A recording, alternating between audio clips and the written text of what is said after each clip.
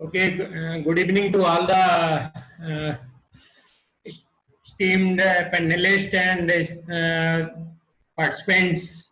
On behalf of MSME, I also welcome all of you. And since 1st July, new definition for MSME has come.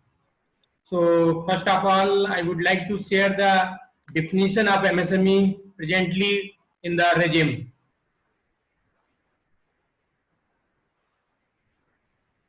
Presently, there are three categories: micro, small, and medium.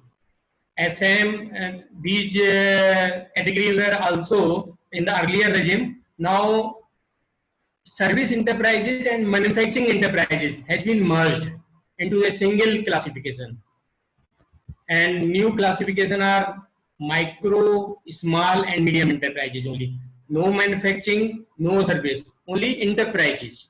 Micro enterprises, small enterprises, medium enterprises.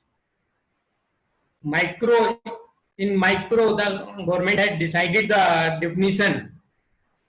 The unit, yeah, enterprises in which investment is up to 1 crore and turnover is up to 5 crore. Then it will be called as a micro unit. Micro means सबसे छोटी unit.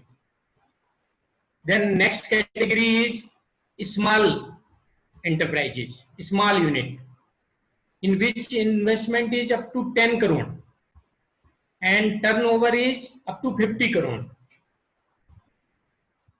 Investment means only investment in plant and machinery, excluding building, excluding genset, excluding accessories. Next category is medium enterprises. Medium, the enterprises are unit in which investment is up to 50 crore and turnover is 250 crore. This new definition has come into force from 1st July 2020.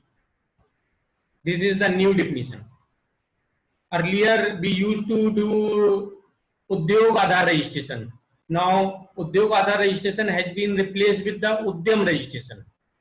Sir, for clarification, this turnover as well as investment, both conditions are mandatorily. Yeah.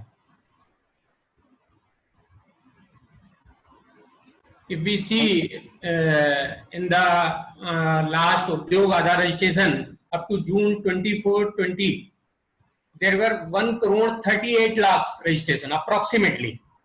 And you know, in GST regime, when it has started from 1st July, we have to give the exact data for the Udyam registration. Earlier, all the registration in Udyog Aadhar are valid up to 31st March 2021.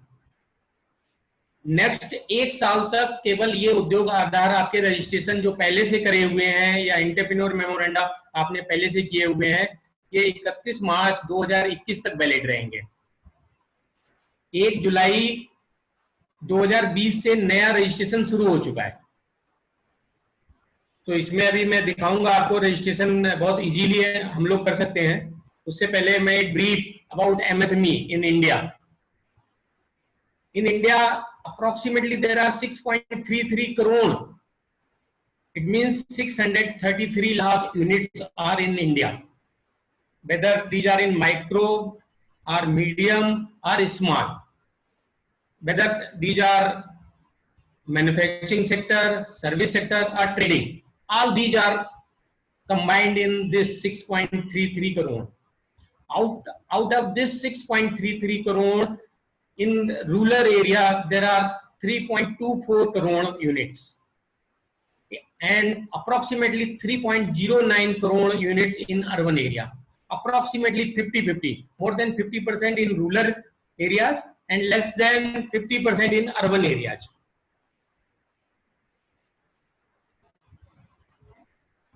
Out of this 6.33 crore units, it means 633 lakh units. Manufacturing is in approximately 200 lakh, 2 crore units.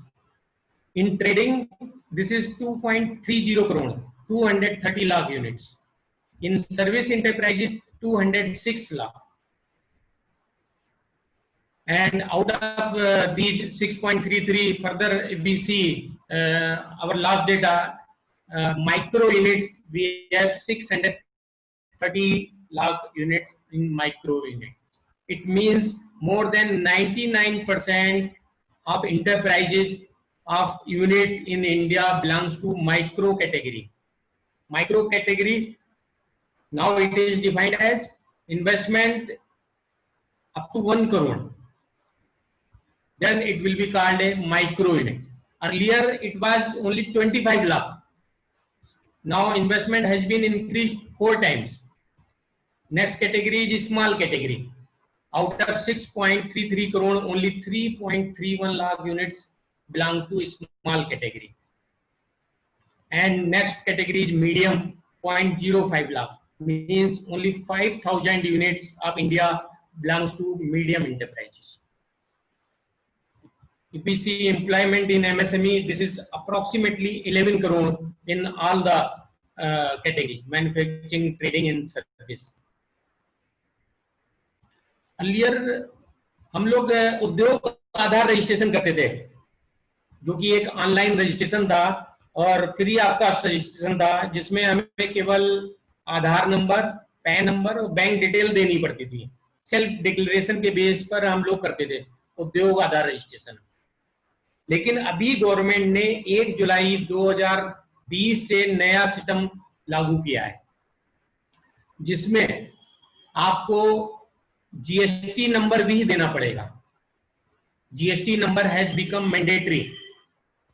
पहले क्या था कि अगर हम अलग अलग cities में unit होती थी, इंटरप्राइजेज होते थे, उसमें क्लबिंग नहीं होती थी. एक हम दिल्ली में यूनिट रख सकते थे, एक फरीदाबाद में, एक बॉम्बे में, कोलकाता में. हर यूनिट इंडिविजुअल यूनिट काउंट होती थी. लेकिन अब 1 जुलाई 2020 से इंडिविजुअल यूनिट कोई काउंट नहीं होगी. एक पैन पर जितनी भी यूनिट होंगी, एक पैन नंबर के साथ में जितनी भी यूनिट होंगी, वो सब सिंगल, अगर प्रमोटर है तो सारी ही क्लबिंग होंगी. इट मींस सारा ही उनका प्लांट एंड मशीनरी का इन्वेस्टमेंट क्लब होगा, सारा टर्नओवर उनका टोटल सेल्स वो आपकी क्लब हो जाएगी. ये तो एक बेसिक एमएसएमई रजिस्ट्रेशन के बारे में है. अगर रजिस्ट्रेशन के बारे में कोई डाउट है तो उसमें हम डिस्कस कर सकते हैं, नहीं तो ये गवर्नमेंट ने जो अभी रिसेंटली अनाउंस की है स्कीम, इसके बारे में हम बात करते हैं.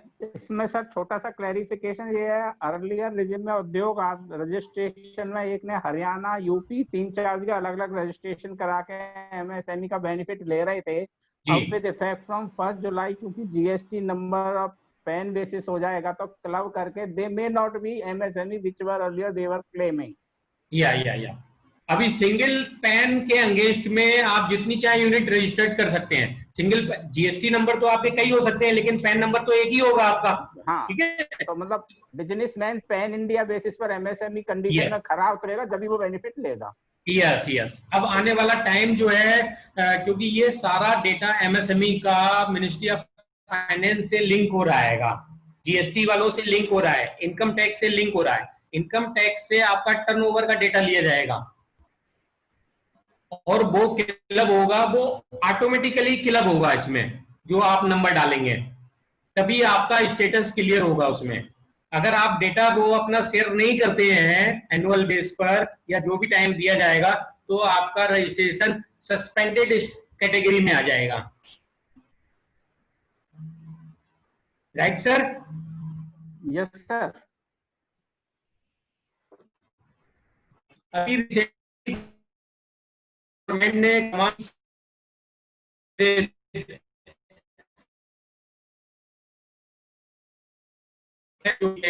दौरान दिए हैं, जिसमें एक सबसे अच्छी स्कीम्स है 3 lakh crore automatic loan to MSME.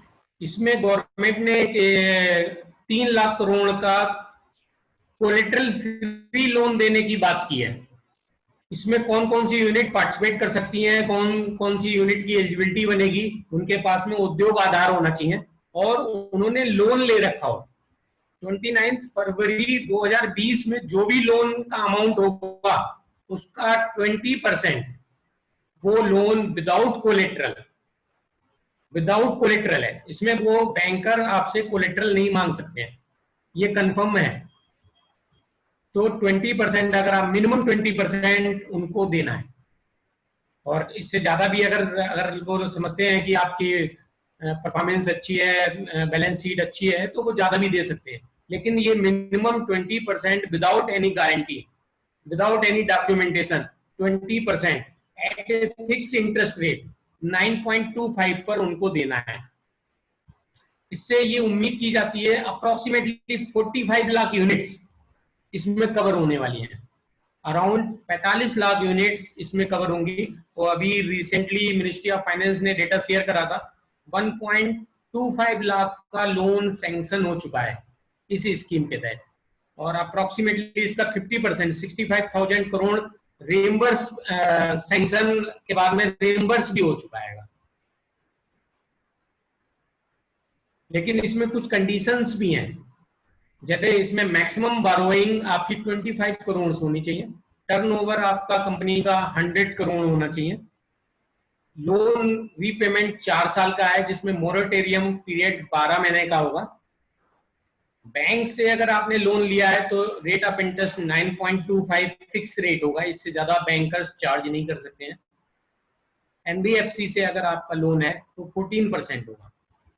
ये स्कीम 31 अक्टूबर तक वैलिड है, 31 अक्टूबर 2020, या इससे पहले ये 3 लाख करोड़ खत्म हो जाते हैं, विच एवर इज अर्लियर। इसमें सभी टाइप की यूनिट कवर होंगी, चाहे मुद्रा लोन लिया हो या पीएमईजीपी का लोन लिया हो, या एमएसएमई का स्टेटस होना चाहिए यूनिट के पास में, और बैंक से लोन लिया होना चाहिए या एनबीएफसी से लोन लिया होना चाहिए। इसमें बैंकर्स कोई भी हेजिटेशन नहीं कर सकते हैं।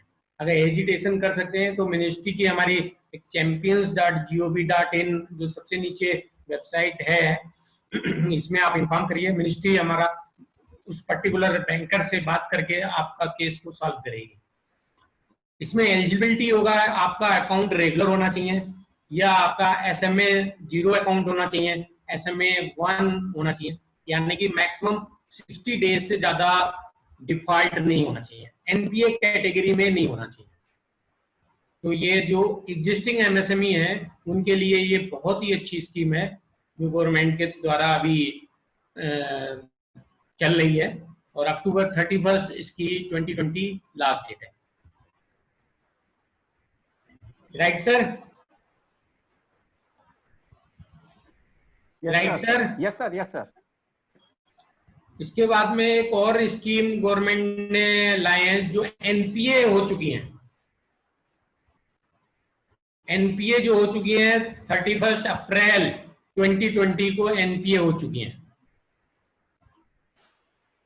इसमें 90% की गारंटी है, यानी कि ये बैंक वालों के उनके डिस्क्रिप्शन पे एक तरीके से स्कीम है।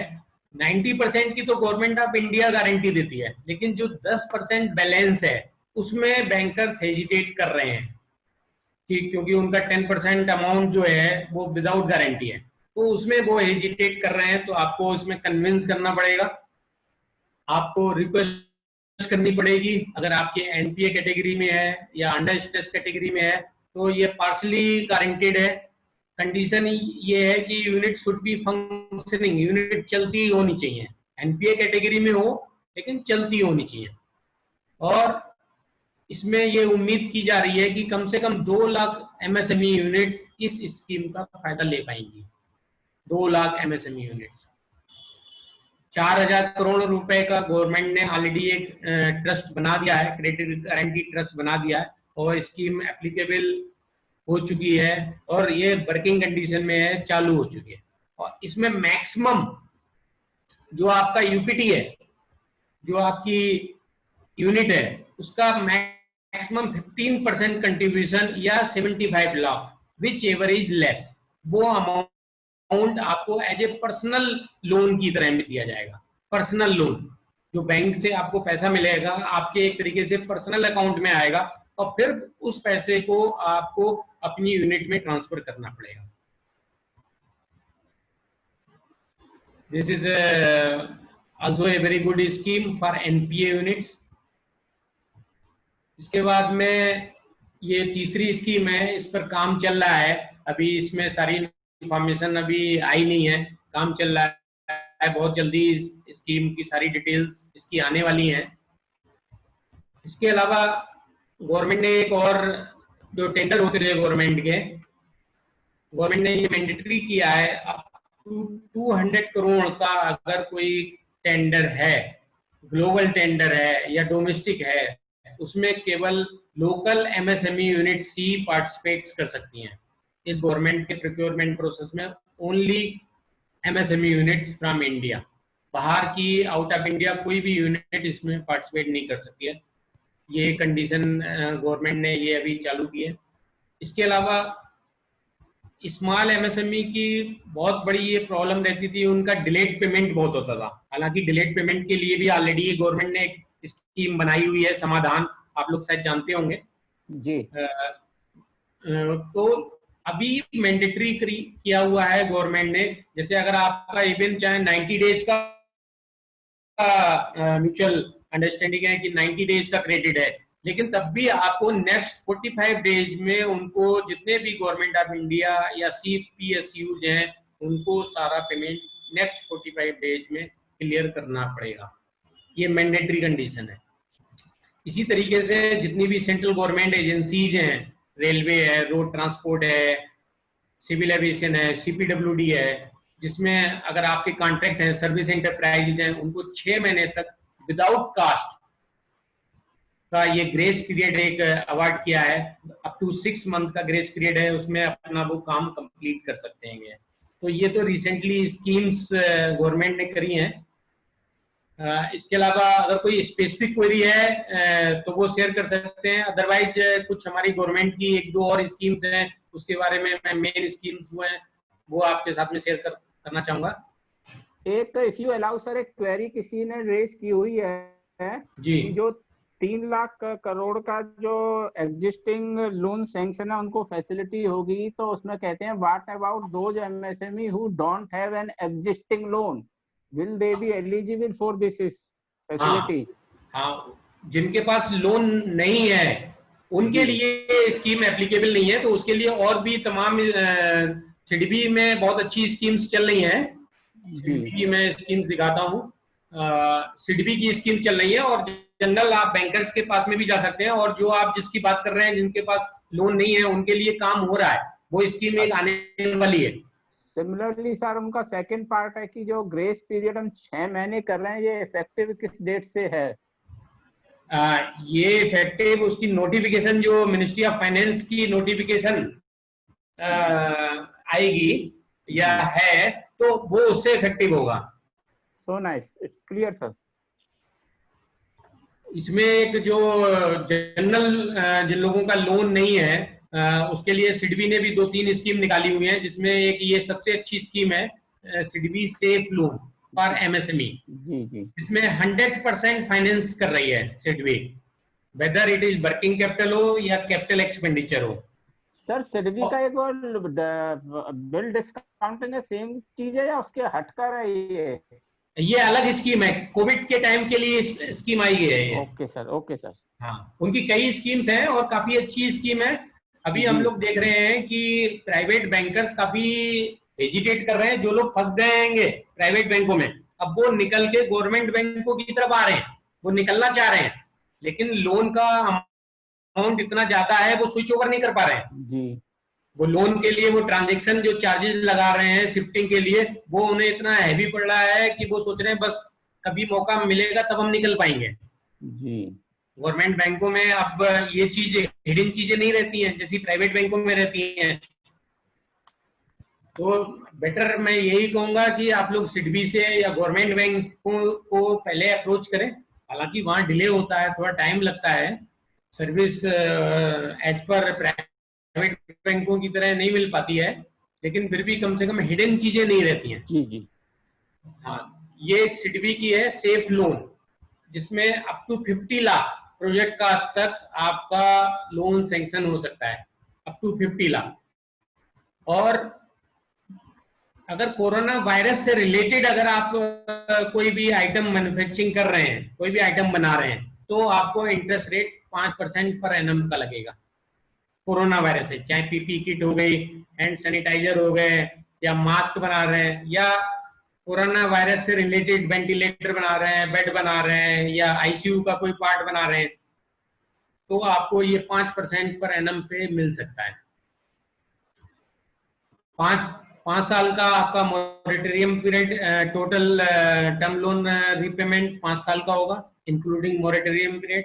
वर्किंग कैपिटल रीपेमेंट आप 18 मंथ्स में कर सकते हैं। और खास बात यह है, इसमें भी कोलेटरल आपको नहीं देना है, कोलेटरल नहीं देना है। और ये स्कीम अप टू 30th 2020 है। और ये नीचे जो वेबसाइट का एड्रेस है, ऑनलाइन लोन apple.sidbi.in के थ्रू आप ऑनलाइन अप्लाई भी कर सकते हैं। और अगर सिडबी वाले कन्विंस हैं आपकी परफॉर्मेंस से, बैलेंस शीट से, आपके रिकॉर्ड से, तो हमें लगता है कि आप बहुत जल्दी इस स्कीम को ले सकते हैं। इसके अलावा सिडबी की और भी स्कीम्स हैं, उनकी साइट पे जाके चेक कर सकते हैं। मैं एक एमएसएमई की 1-2 स्कीम और जो इम्पोर्टेंट है वो आप लोगों को बताना चाहता हूँ। एक पब्लिक प्रिक्योरमेंट पॉलिसी 2012 में आई थी, पब्लिक प्रिक्योरमेंट पॉलिसी 2012। इस पॉलिसी में ये कहा गया है कि गवर्नमेंट जितनी भी परचेज करेगी, central government, central ministries, central PSUs, total purchase का 25% एमएससी से होगा, माइक्रो स्मॉल एंटरप्राइजेस से होगा। पहले ये 20% था, अभी गवर्नमेंट ने रिसेंटली इसको 20 से 25% कर दिया है। तो जो भी एमएसएमई आप लोगों के कांटेक्ट में हैं या इसको देख रहे हैं, तो वो अगर लगता है उनका कोई भी आइटम किसी भी गवर्नमेंट डिपार्टमेंट में जा सकता है और वहाँ देख सकते हैं कि वो मीडियम इंटरप्राइज से ले रहे हैं या लार्ज इंटरप्राइजेस से ले रहे हैं या इंपोर्ट कर रहे हैं, तो आप उनको बता सकते हैं। ये पब्लिक प्रिक्योरमेंट पॉलिसी है, एमएसएमई डी एक्ट के तहत है और ये मैंडेटरी हो चुका है। 25% of total purchase by any CPSUs, any ministry. 2012 में ये स्कीम स्टार्ट हुई थी और 2015 से ये मैंडेटरी हो गई है। 3 साल का ग्रेस पीरियड दिया गया था, तो अभी डेटा आ रहा है approximately 30% of total purchase by CPSUs MSEs से होने लगी है। और इस 25% में 4% schedule caste and schedule tribe owned enterprises के लिए रूल रखा गया है, मैंडेटरी। आउट ऑफ 25%, 4% अगर MSME is owned by schedule caste and schedule tribe entrepreneurs, then they can supply 4%। यानी कि 100% का टोटल जो उनकी परचेज है उसका 4% वो MSME owned by schedule caste and schedule tribe से मैंडेटरी है। And 3% of total purchase bye MSc, total purchase bye PSUs is from women owned enterprises. अगर कोई भी एंटरप्राइजेज वुमेन ओन्ड है तो वो 3% तक सीपीएसयूज को मटेरियल सप्लाई कर सकती हैं, मैंडेटरी बना हुआ है। तो एक ये स्कीम है, बहुत अच्छी स्कीम है। अगर आपके लोगों के कोई प्रोडक्ट हैं या आप लोगों के कॉन्टेक्ट में कोई एमएसईज हैं तो उसके बारे में बता सकते हैं। इसके अलावा एक हमारी और अच्छी स्कीम है CLCSS, क्रेडिट लिंक कैपिटल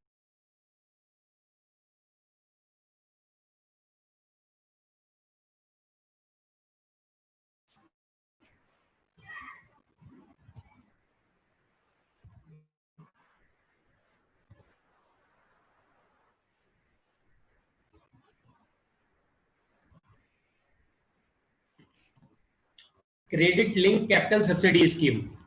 ये वैसे तो डेट ऑफिशियली तो 31 मार्च 2020 को खत्म हो चुकी है, लेकिन पूरी उम्मीद है ये स्कीम की डेट बढ़ा दी जाएगी, क्योंकि इसमें गवर्नमेंट ने काफी लीनियंट है और वो इस पे काम चल रहा है। अनाउंसमेंट नहीं हुआ है, लेकिन पूरी उम्मीद है ये स्कीम 2020 31 मार्च 2020 से बढ़ा दी जाएगी। इस स्कीम के तहत आपको 15% अपफ्रंट कैपिटल सब्सिडी, अगर आप कोई भी मशीनरी ला रहे हैं सब्जेक्ट टू सम कंडीशंस, तो लिस्ट में वो मशीनरी है या वो टेक्नोलॉजी है, तो आपको अगर आपने 1 करोड़ रुपए की मशीनरी परचेज कर रहे हैं बैंक के थ्रू, फाइनेंस थ्रू बैंक, तो आपको 15% अपफ्रंट कैपिटल सब्सिडी, यानी कि अगर आपने 1 करोड़ की मशीनरी थ्रू बैंक ली है तो आपका लोन लायबिलिटी केवल 85 लाख रह जाएगा। तो ये हमारी मिनिस्ट्री की बहुत ही अच्छी स्कीम है। ये सभी सेक्टर के लिए एप्लीकेबल है, चाहे फूड इंडस्ट्री हो या फार्मा हो या आपका मेटल से हो, केमिकल से हो, किसी भी टाइप की यूनिट हो, 15% इसमें अपफ्रंट कैपिटल सब्सिडी गवर्नमेंट की तरफ से है।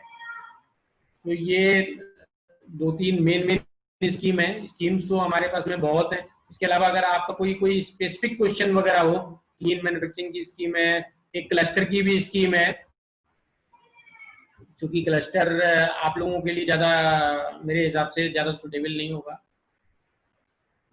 इसके अलावा आईपीआर, जो कि जिसको हम इंटेलेक्चुअल प्रॉपर्टी राइट बोलते हैं, दिमाग की कोई खोज है, अगर पेटेंट है या ट्रेडमार्क है या कॉपीराइट है, तो इस पर भी गवर्नमेंट की रिइंबर्समेंट है।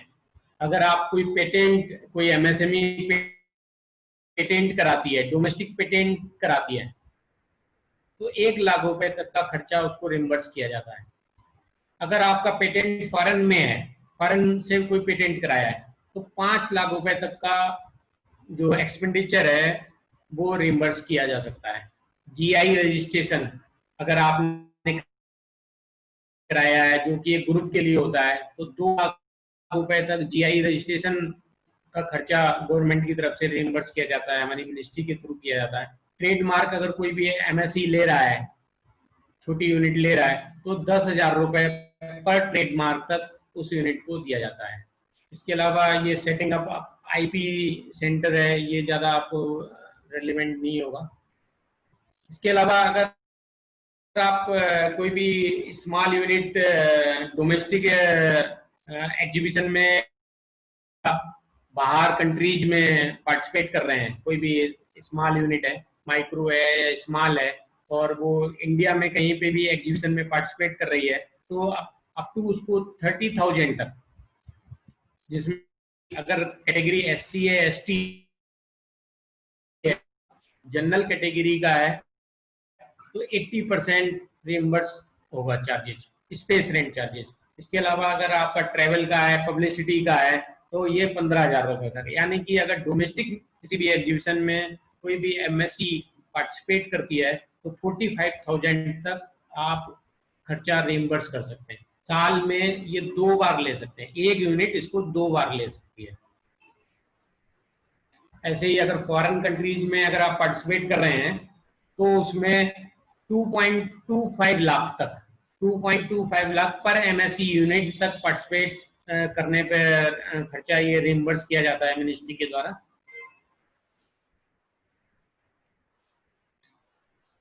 क्लस्टर की स्कीम है, किसी को अगर इंटरेस्ट होगा तो दे कैन कांटेक्ट टू मी।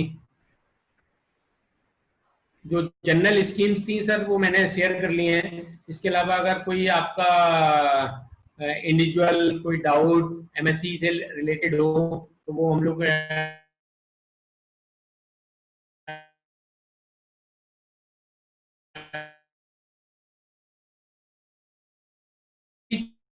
चीज है कि सारी जितनी भी मिनिस्ट्री से स्कीम्स अगर आपको अवेल करनी है, तो एप्लीकेशन आपको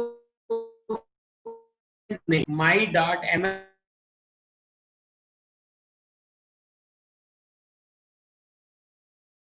सिंगल पॉइंट रजिस्ट्रेशन की तरह एक पोर्टल बनाया है, www.champions.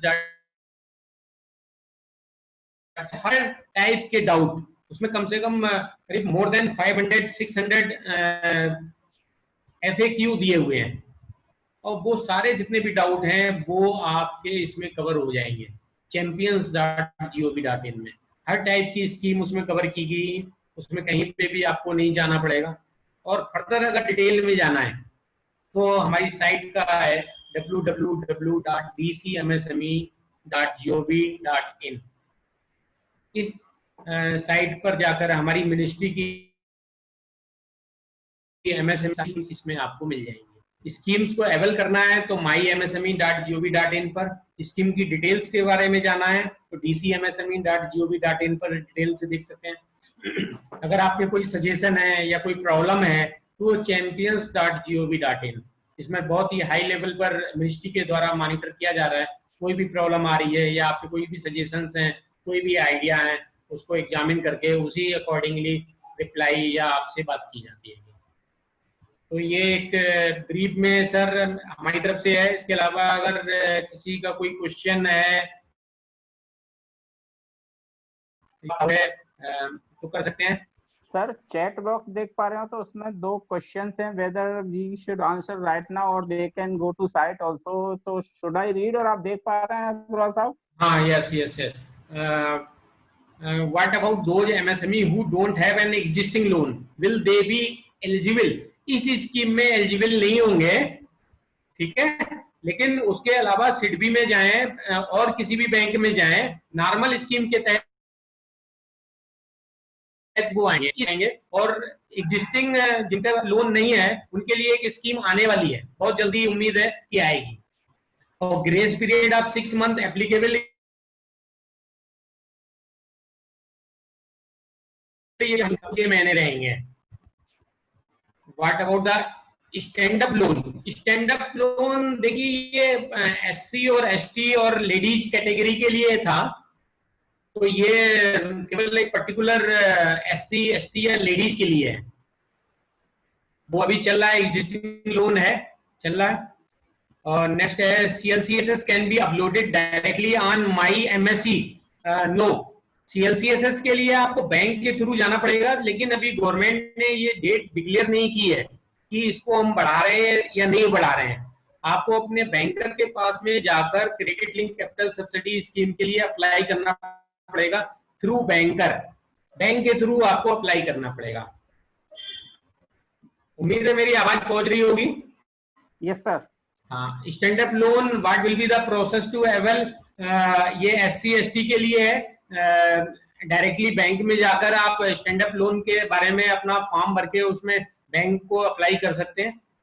Section 7 of MSME act, क्या डिलेड पेमेंट की बात कर रहे हैं? सेक्शन 7 है, they are writing only this much. हाँ, अगर ये डिलेड पेमेंट का है तो ये हमारे पोर्टल पे एक ऐप में जो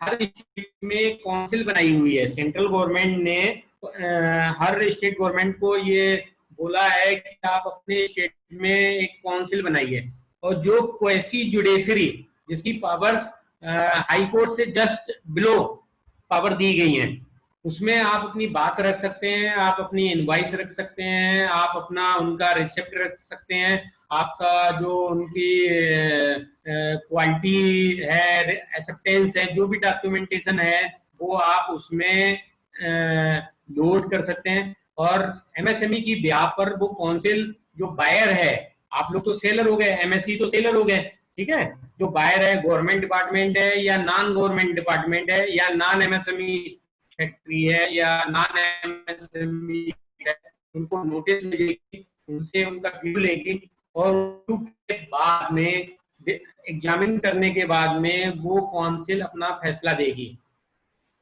और उस काउंसिल के फैसले को चैलेंज केवल हाई कोर्ट में ही किया जा सकता है। छोटे उसके नीचे के कोर्ट उसको सुनवाई नहीं कर सकते हैं।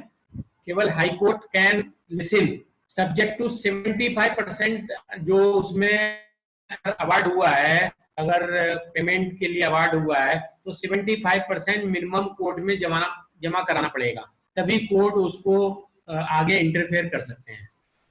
ये सेक्शन 7 अगर डिलेड पेमेंट के बारे में है तब। MSME unit availed unsecured loan from NBFC 20%. Additional loan can be offered 20%. This is the minimum limit by the government. अगर एनबीएफसी का तो हायर ही रेट ऑफ इंटरेस्ट है, तो वो तो मेरे को नहीं लगता, अगर आपका बैलेंस शीट सारी चीजें सही हैं तो वो उनको कोई प्रॉब्लम होनी चाहिए। They can give more than 20%। Otherwise आप लोग सिडबी से या गवर्नमेंट बैंकों में जो एमएससी बैंक्स हैं उनको अप्रोच करें तो इजीली फाइनेंस हो सकता है।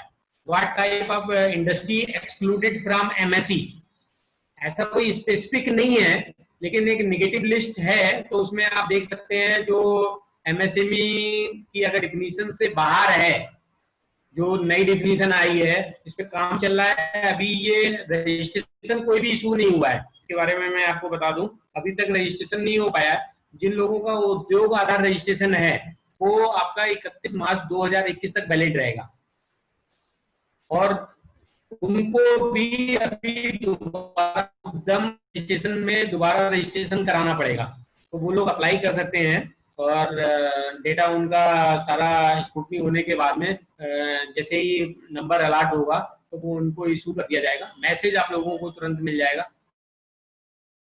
saved, and they will generate the certificate and they will inform accordingly.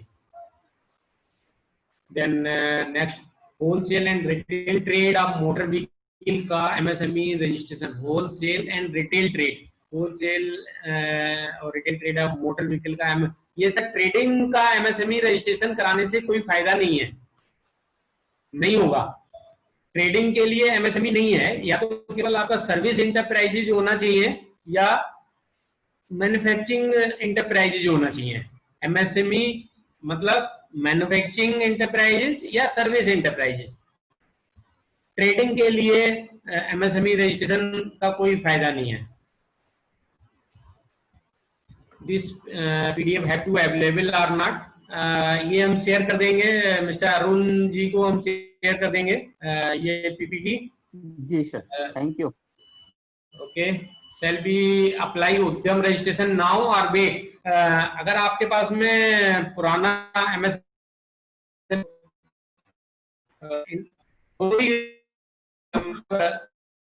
उद्यम रजिस्ट्रेशन के लिए अप्लाई कर दीजिए, अप्लाई करने में कोई अर्ज नहीं है, तो इंफॉर्मेशन आपको मैसेज आ जाएगा। Okay,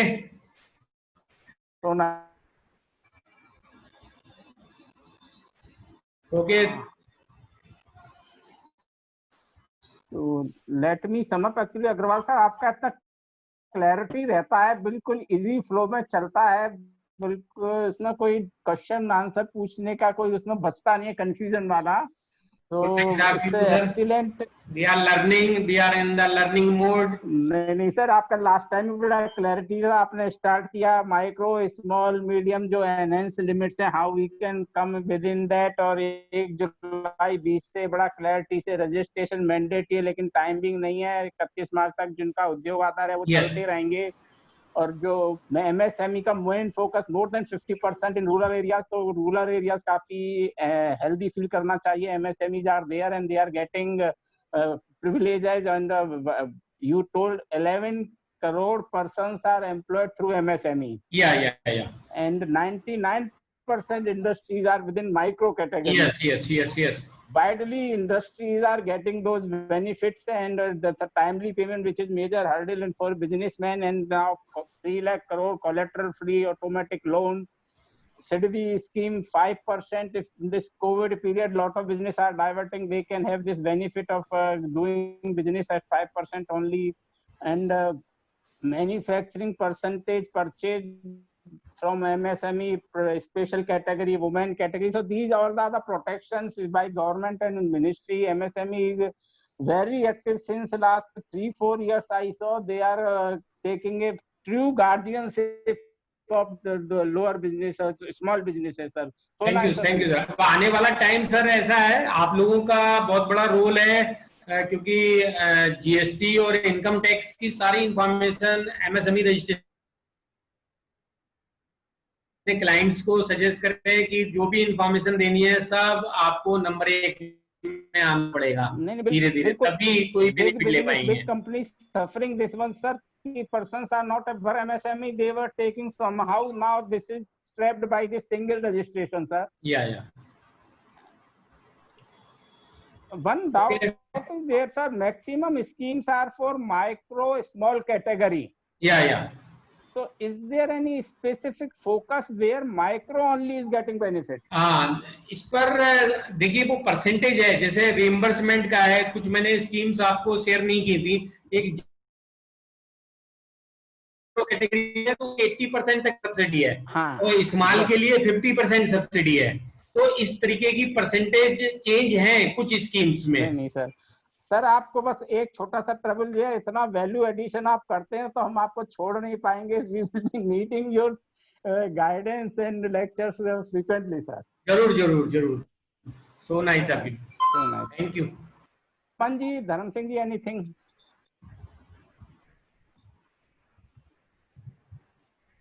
So thank you, Sandeep ji, for time. So for a formal vote of thanks, I request our convener of Shri Fort CPC Study Circle, CA Arun Kumar ji, please give a special vote of thanks to Shri Sandeep Agarwal ji. Yeah, I already told lot of learning always I get through Agarwal sahab, and our participant may be highly effective, and today he has answered all the questions also. And I request if he can spare time for CA Arun Chhajjar ji presentation, so it will be better, sir. That's just up to you. So nice of you, sir. Thank you, sir. Thank you. Thank you, sir.